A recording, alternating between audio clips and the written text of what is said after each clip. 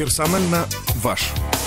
Добрый день, в прямом эфире «Эхо Москвы» в Уфе. Меня зовут Дарья Кучеренко, и сегодня у нас в гостях в программе «Персонально ваш» Юнир Кутулгужин, первый секретарь Башкирского рескома КПРФ и депутат Горсовета Уфы. Я вас приветствую. Здравствуйте, добрый день. Можно присылать вопросы Юниру Кутулгужину. У нас есть для этого номер +7 927 304 10 51. Еще раз +7 927 304 10 51.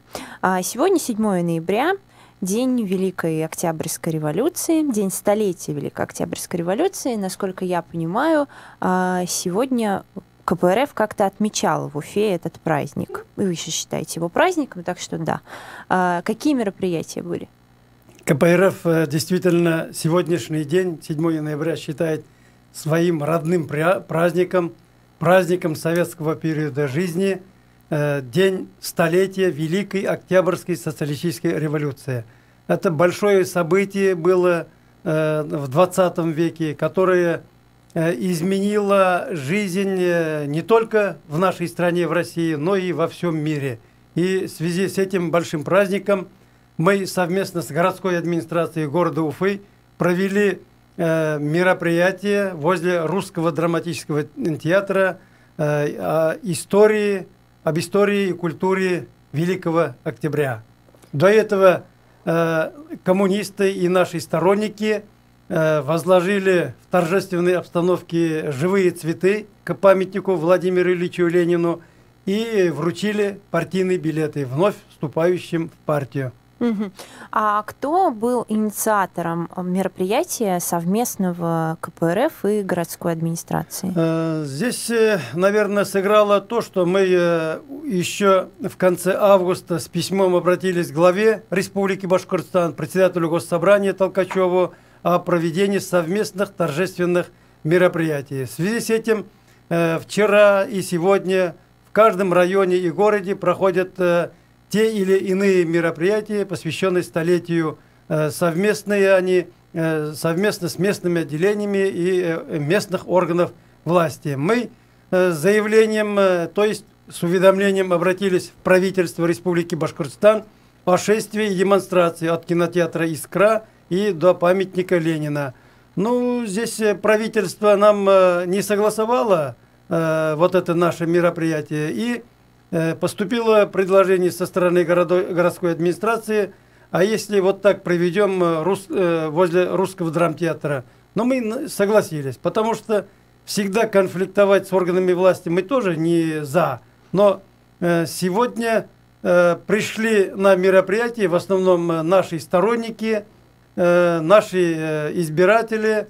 Со стороны администрации была, значит, оказана помощь в организации концертной программы. Концертная программа очень понравилась, обширная, вот, скажем, даже по душе, такие и народные, и веселые мелодии, песни были, и звукоусиливающая аппаратура была выделена. Мы после возложения цветов организованно перешли на площадку драмтеатра, и на этом общем мероприятии приняли участие Советы ветеранов Республики Башкортостан и наши коллеги из других политических партий, как Патриоты России, Коммунисты России. Коммунисты России. Как отлично. Совместное мероприятие коммунистов России и КПРФ. Скажите, а почему вам не согласовали шествие ваше? Какая была причина отказа? С объяснениями или за пояснениями я обратился к Магадееву в правительство. Ну, в связи с тем, что его не было на месте, больше некому было ответ дать. Ну, потом То есть вам просто отказали и не объяснили причину? Да, причина основная та, что вот этот памятник перед Горсоветом не является местом для публичного мероприятия. Отведены возле дворца Химик 4 площадки. Да, 4 площадки. И в связи с тем, что это не является местом для публичного мероприятия, вот поэтому и отказали. А вот процесс согласования мероприятия с городом как проходил? Были ли какие-то требования со стороны администрации по поводу там, не знаю, лозунгов, плакатов, о том, какая должна быть идеология этого мероприятия? Нет, со стороны городских властей таких условий и требований не было. Мы высказали свои пожелания, они свои пожелания, и пришли к тому, что лозунги, говорящие о Великом Октябре, о завоеваниях советской власти, флаги, шары красного цвета, естественно, и лозунги, и портреты Владимира Ильича Ленина, Иосифа Виссарионовича Сталина, это придало красочный вид нашему мероприятию. А кто-то из администрации города присутствовал, выступал? Среди выступающих из администрации города не было. Не было. Так они присутствовали среди народа. Какое вы фиксируете сегодня отношение в обществе к Великой Октябрьской революции? И как оно меняется со временем, если вы замечаете, что оно меняется? С моей точки зрения, я думаю, что не только население нашей республики, но и власти изменили свою позицию в отношении Октябрьской революции. Практически ни в одном районе, ни в одном городе препятствий мы не встретили. Может быть, столетие Октябрьской революции сказалось, а может быть, ихнее поливение, может быть, даже в политике. Были проведены коммунистические, комсомольские субботники по ремонту памятников Ленину, другие патриотические памятники были ремонтированы, скверы были очищены. Также в Чешминском районе, в поселке Чешмы, даже заложили парк имени Владимира Ильича Ленина. Это очень отрадно, там уже установили памятник. А кто выбирал название этому парку? По вашей инициативе? Местное отделение КПРФ совместно с администрацией. По-моему, там других мнений не было.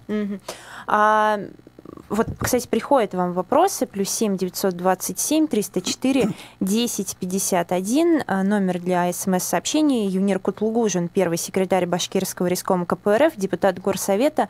Сегодня персонально ваш.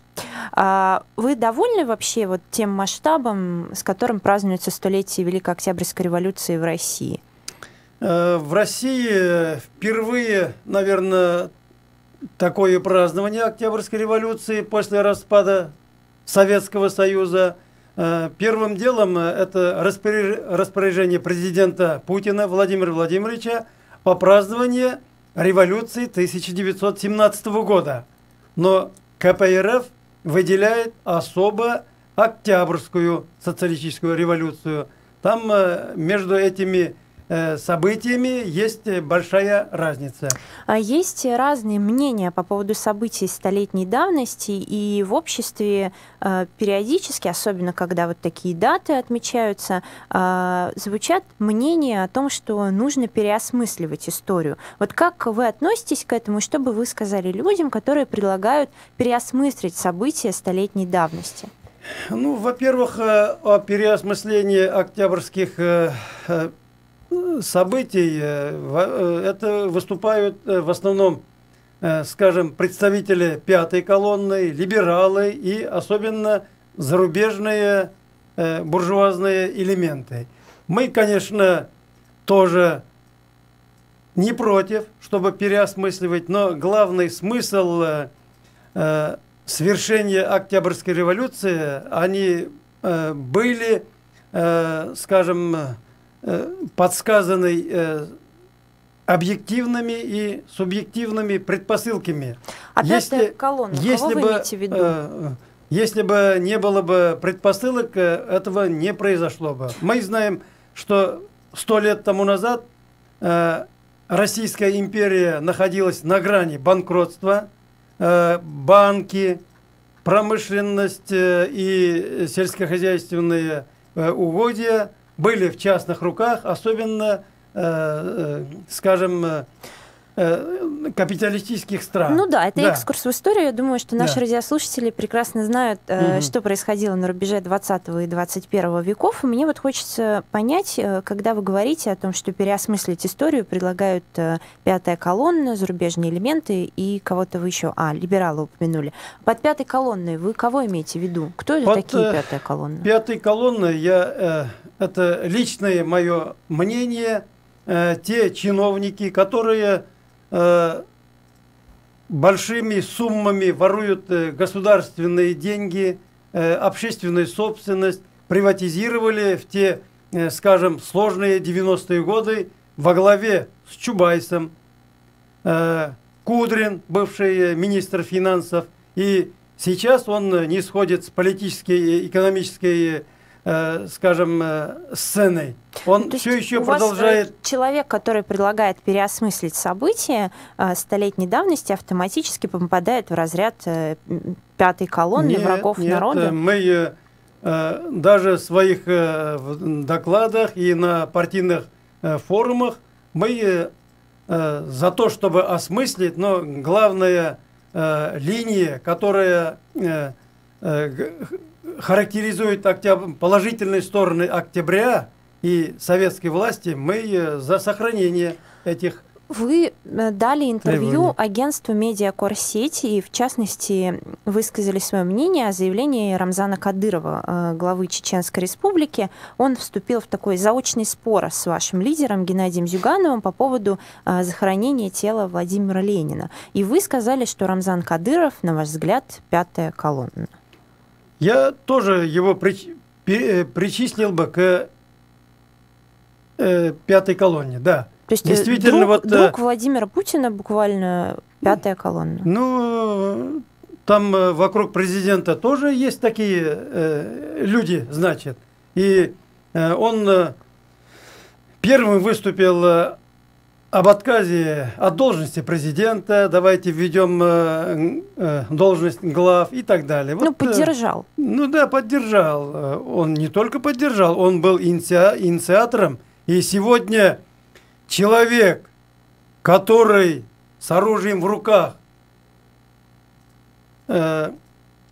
воевал с российскими солдатами, офицерами, потом стал главой республики, получил Героя России, вот от таких людей, скажем, которые не имеют под собой твердой почвой, от таких людей можно ожидать все. Большевики, знаете ли, тоже с оружием в руках против народа России воевали. Когда? Ну, когда происходили все события, когда была гражданская война? Что, люди не были с оружием друг на друга, красные и белые? Вы как-то интересно здесь интерпретируете. Здесь я имею в виду, когда война шла в Чечне, он же воевал против федеральных войск. Да, это общеизвестный факт, да. И ради отца пришел, то есть с помощью авторитета отца пришел к власти и сейчас выкидывает такие, я просто не согласен. Вы считаете, что вопрос о захоронении Владимира Ленина вообще не должен ставиться? Если есть люди, которые отголоски о захоронении Ленина, пусть обсуждается. И я поддерживаю позицию председателя Центрального комитета КПРФ Геннадия Андреевича Зюганова, который он сказал, что это на высоком государственном уровне решался об открытии мавзолея Владимиру Ильичу Ленину. И этот мавзолей занесен в список ЮНЕСКО. И таких мавзолеев по земному шару насчитывается более 150.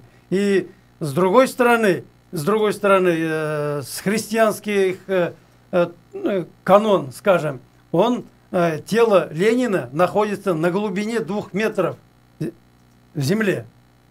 Здесь тоже не нарушено. Поэтому мавзолей Владимира Ильича Ленина, вождя мирового пролетариата, должен быть сохранен. И к этому вопросу, я думаю, что в скором будущем мы должны поставить точку.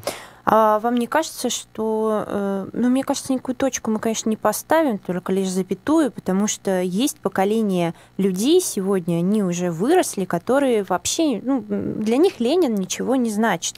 Для них имя Ленина ничего не значит. Они проходили его в школе только в рамках истории, да, как исторического персонажа. И им непонятно, наверное, почему Ленин лежит на Красной площади. Мне кажется, что, может быть, какой-то референдум провести в стране и узнать мнение людей. По-моему, вы сами тоже этого же молодого поколения, и поэтому вы глубоко ошибаетесь. Во-первых, если мы тронем мавзолей Ленина, там еще кроме него около 500 захоронений в Кремлевской стене, и на перезахоронение должны согласовываться с родными, близкими этих людей. И Геннадий Андреевич на пресс-конференции в городе Санкт-Петербурге так и заявил, что родные и близкие этих похороненных людей, они категорически против, чтобы их трогали.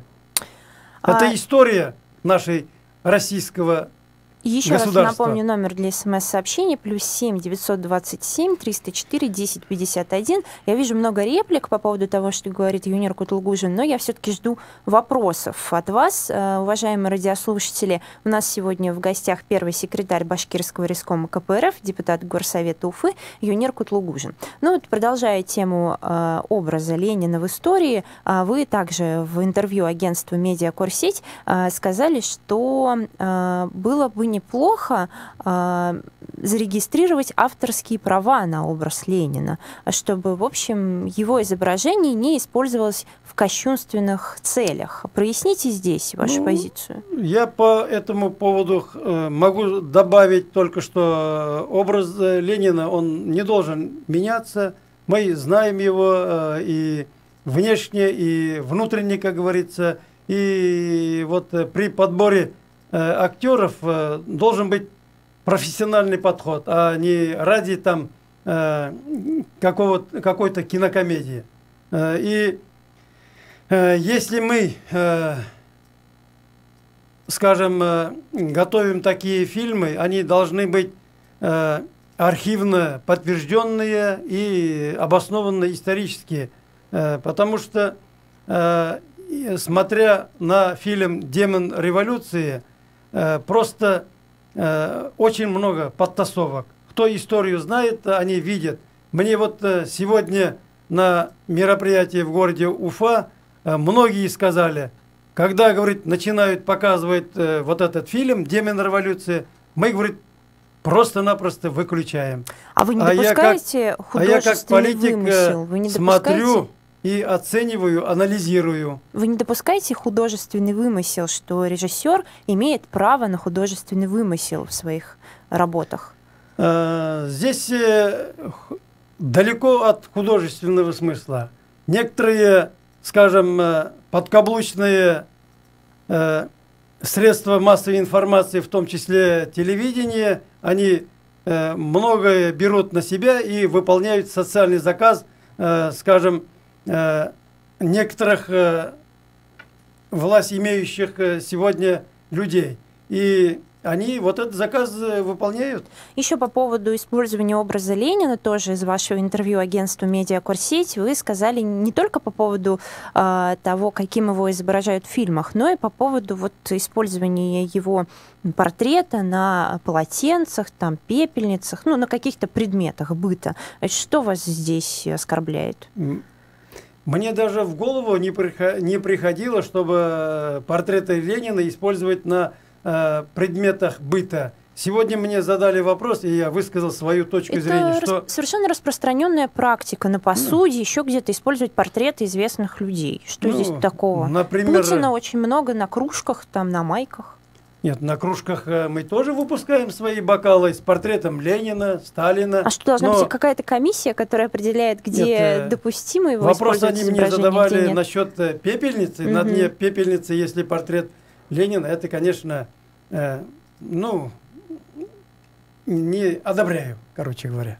Вы считаете, что людей, которые так делают, нужно наказывать или как? Запретить вообще это на законодательном уровне? Во-первых, должны быть нормальные законы, которые и нормально они должны исполняться. нашими гражданами, в том числе и художниками. А вам не кажется, что это противоречит Конституции и противоречит демократическим принципам страны, запрет использовать чье-то изображение на каких-то предметах, которые вам кажутся неуместными? Вообще, я считаю, когда используем политических руководителей, вождей, скажем, мирового пролетариата, здесь на государственном уровне должны быть комиссии и должны каким-то образом отфильтровывать какие-то моменты. Мы сейчас прервемся на московские новости, после чего наш эфир, программа «Персонально ваш» продолжится. Никакого секрета. Мы говорим все, что знаешь. Радио «Эхо Москвы».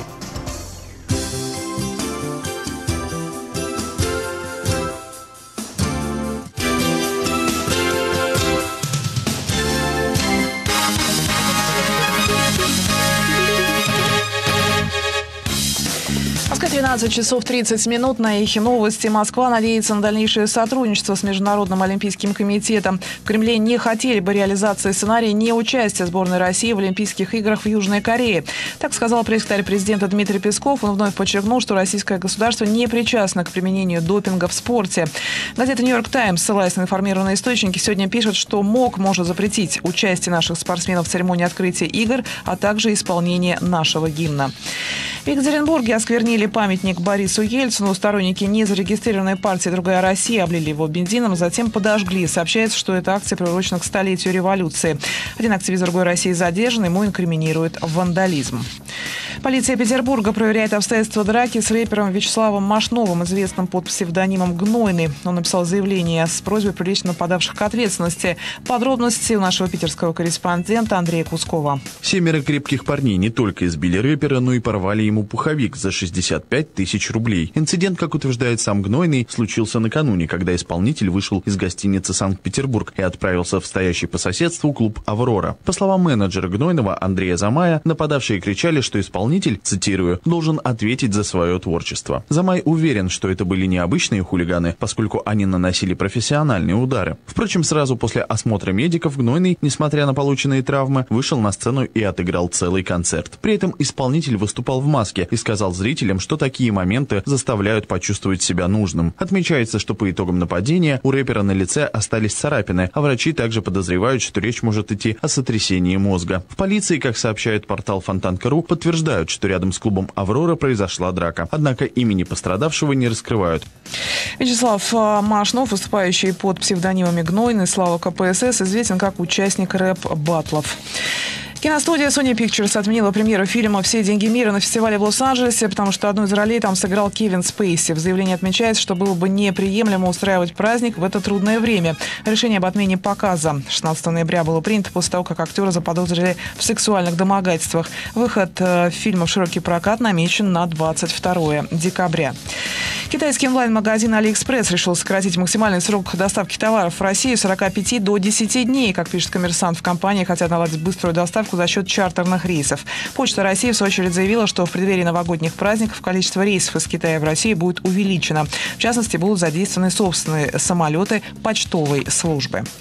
Официальный курс доллара на завтра 58 рублей 46 копеек, евро 67 рублей 77 копеек. О погоде в столице сейчас плюс 3 градуса, завтра днем обещают плюс 2-4 без осадков. Марина Старсина, служба информации, «Эхо Москвы». Реклама. Бренд-платформа 2017. Двухдневный интенсив по созданию и продвижению брендов. Впервые в Уфе создатели крупнейших российских брендов. 16 и 17 ноября. Уфа, Шератон. Подробности на brandplatforma.ru. При поддержке радио «Эхо Москвы». 18+. Афиша исторического парка «Россия. Моя история».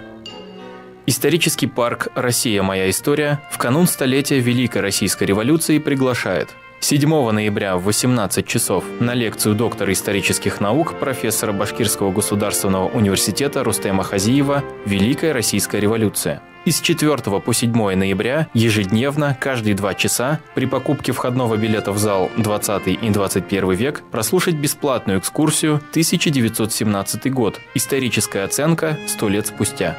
Исторический парк «Россия. Моя история» – это масштабный мультимедийный комплекс, на экспозициях которого представлена вся история России от конца первого тысячелетия до современных дней. Время начала бесплатных экскурсий в 13, 15, 17 и 19 часов.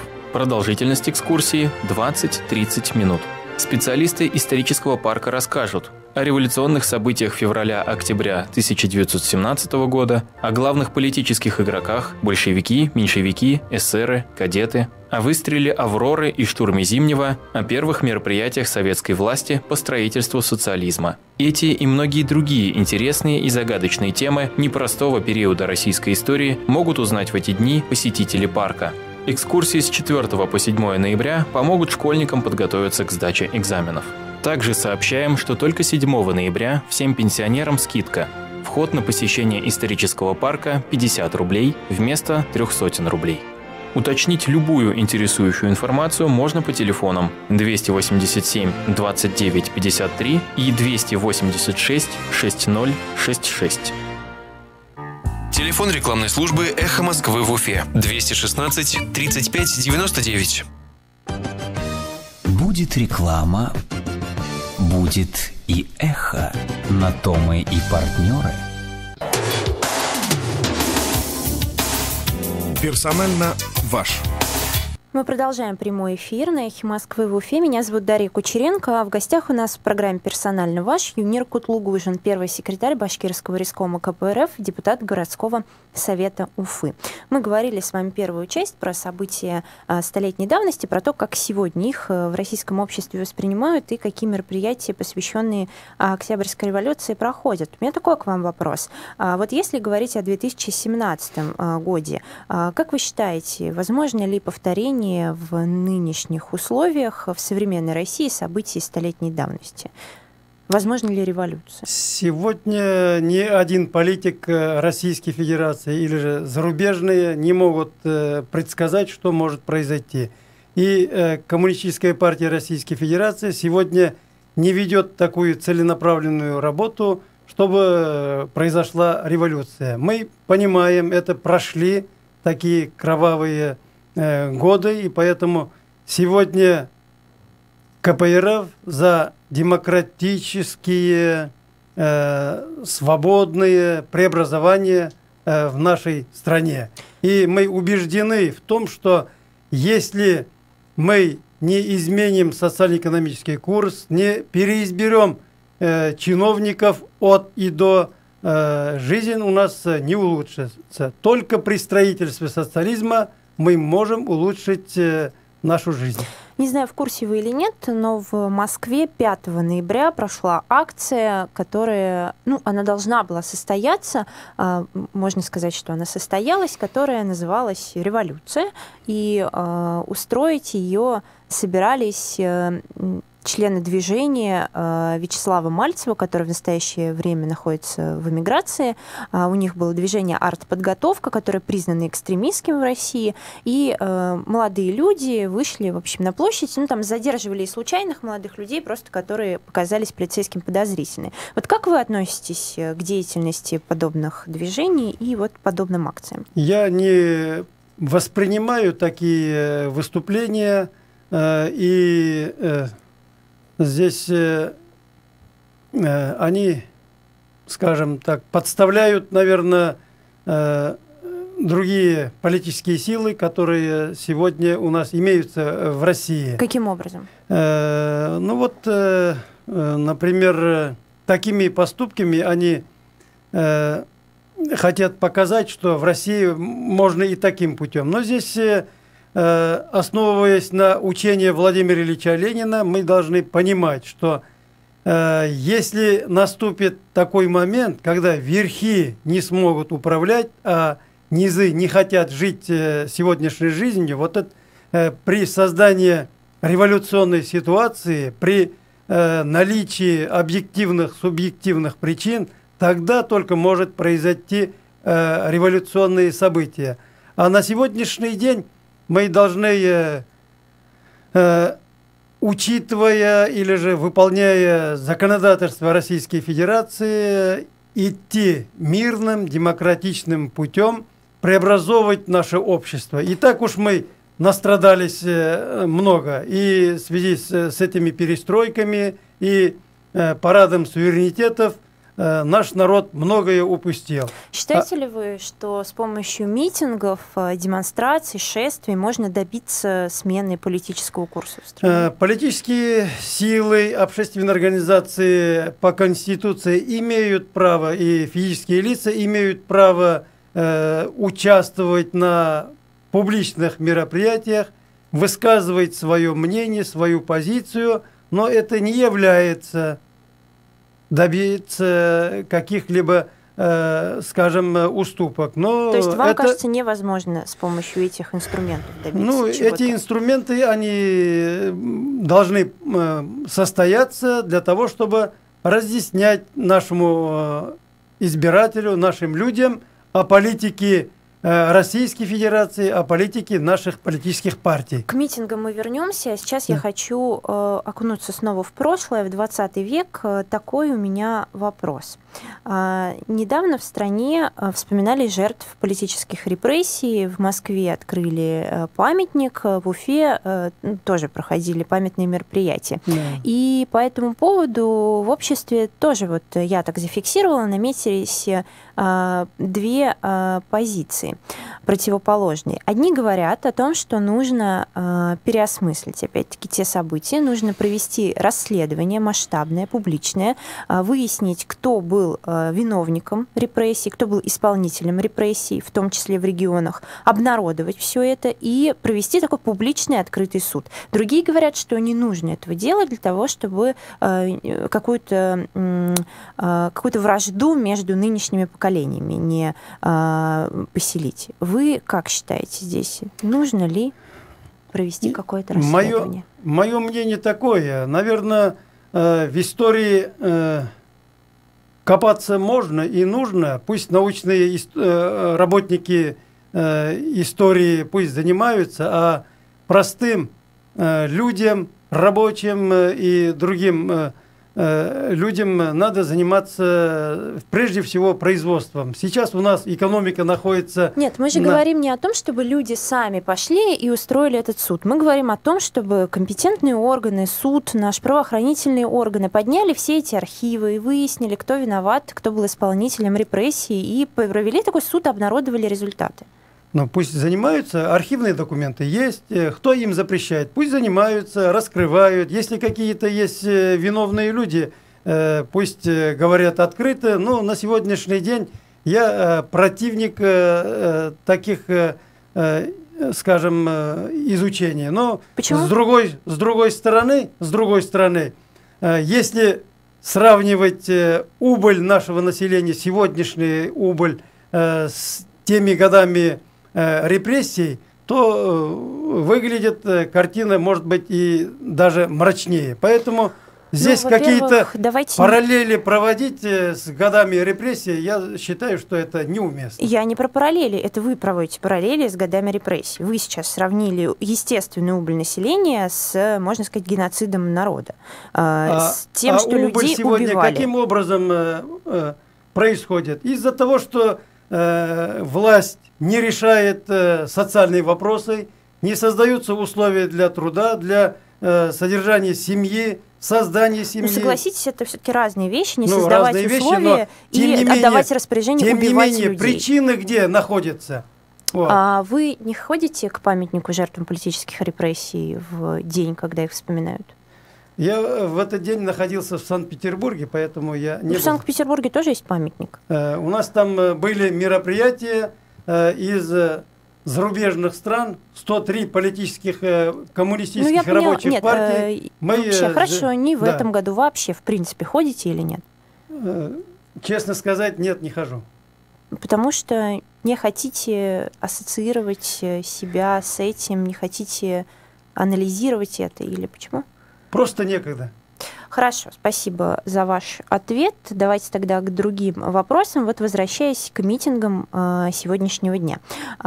Вот у вас состоялся суд не так давно, и было вынесено решение по поводу вашего участия в митинге 21 сентября. Напомните, у вас просто два суда параллельно по участию в митингах. По 21 сентября? По 21 сентября. А за отставку главы республики был митинг, вы принимали участие. Сегодня у вас снова суд. В Октябрьском суде? Да, уже теперь по митингу 16 сентября. Какие у вас впечатления от судебных процессов? Впечатления эти протоколы об административном правонарушении и судебные процессы – это по заказу вышестоящих органов власти. И за участие, если физическое лицо наказывается в судебном порядке, то всех участников должны были составить административные протоколы и также провести через суды. Я так понимаю, там наказывают тех, кто выступал. Ну, если выступающих, там тоже было порядка, скажем, 10-20 человек. Ну, там человек. Всех и наказывают, на самом деле. Ну, кого-то арестовали. Если так разобраться, за участие на несанкционированном митинге всех людей, подход должен быть, скажем, не выборочный, а вот на это почему-то не идут, а выбирают тех людей, которые участвовали. Мы говорили о фактическом положении в республике, о нерешенных проблемах и за нарушение Конституции Республики Башкортостан. Скажите, а для вас это стало удивительным, что вас, депутаты городского совета, привлекают за участие в митингах? Это не удивительно. В практике судебного разбирательства Российской Федерации таких фактов очень много, поэтому мне это не ново. Но мы убеждены в том, что мы до правды доберемся и Остановит ли вас это в дальнейшем от участия в несанкционированных акциях? Я как депутат городского совета, как руководитель политической партии КПРФ в нашей республике, я обязан и должен участвовать на всех встречах с нашими избирателями и пропагандировать программу КПРФ, на что обратить внимание. Но вы здесь, конечно, лукавите, потому что все-таки не во всех митингах вы участвуете. Вы выбираете, в каких участвуете. Ну что, вы участвовали в митингах сторонников Навального, например? Нет ведь? На Навальном наши представители были. Конкретно вы не участвовали, хотя это были массовые митинги. Я был в отъезде в тот момент. 2 раза. Мы весной по земельным вопросам, когда «Открытая Россия» проводила митинг в Миловке, участвовал. Если это будет митинг «Единой России», вы пойдете? Митинг организованный партией «Единая Россия». Смотря какая тема.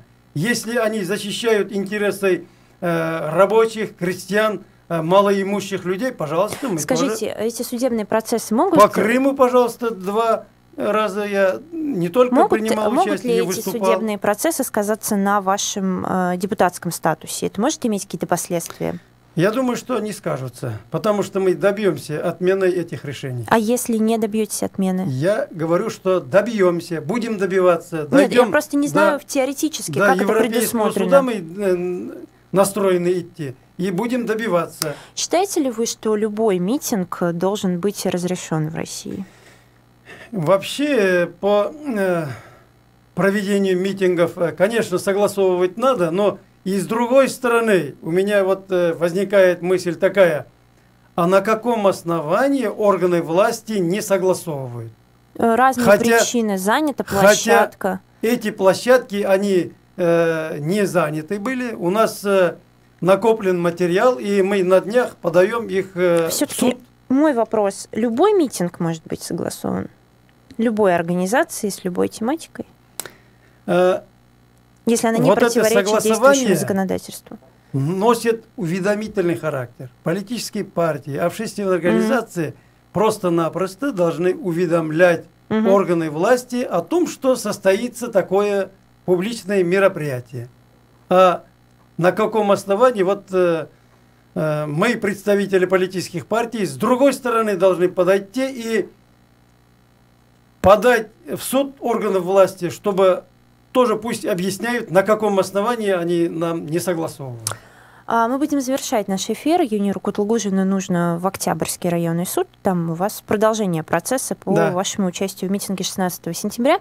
Спасибо, что пришли. Я напомню, что сегодня в программе «Персонально ваш» был первый секретарь Башкирского райкома КПРФ, депутат Горсовета Юнир Кутлугужин. До свидания. Спасибо. В полном контакте с информацией. Эхо Москвы. Эхо Москвы в Уфе и проуфу.ру представляет рубрику